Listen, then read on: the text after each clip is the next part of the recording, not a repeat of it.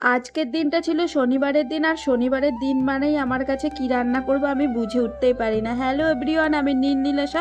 তোমাদের সামনে আমি নিয়ে চলে এসেছি আমার আরও একটা ছোট্ট ব্লগ। জানো তো আমার মেয়ে না পোস্ত খেতে অনেক পছন্দ করে, সেই জন্য আজকে ভাবলাম শনিবারের দিন যেহেতু ওর জন্য একটু পোস্তই বানিয়ে দিই।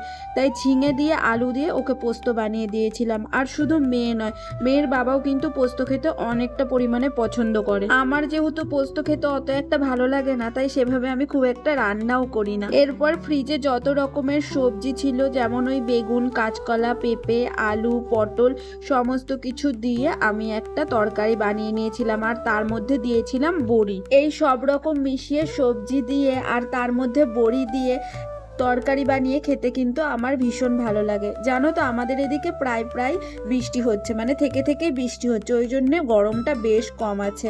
আজকে আমি দুবেলার মতন একটা হাঁড়ির মধ্যে করেই ভাতটা রান্না করে নিয়েছি। আর বৃষ্টির জন্য খুব একটা রোদও উঠছে না, আবার খুব মেঘলাও নেই। ওই জন্য আমি জামা কাপড়গুলো মেলতেই যাচ্ছিলাম না, ভাবছিলাম যদি বৃষ্টি চলে আসে, কিন্তু বৃষ্টি আসেনি দেখে আমি আবার জামা কাপড়গুলো মেলে নিলাম। আর ওদিকে জামা কাপড়গুলো মেলতে মেলতে আমার এদিকে তরকারিটাও হয়ে গেছে। আর আজকে সোনার ছিল টিউশনি, আমি আর ননি মিলে সোনাকে টিউশনি দিতে গেলাম। চলো তাহলে আজকের ব্লগটা এখানেই শেষ করে দিলাম। তোমরা সবাই অনেক ভালো থেকো, অনেক সুস্থ থেকো, আর অনেক হ্যাপি থেকো।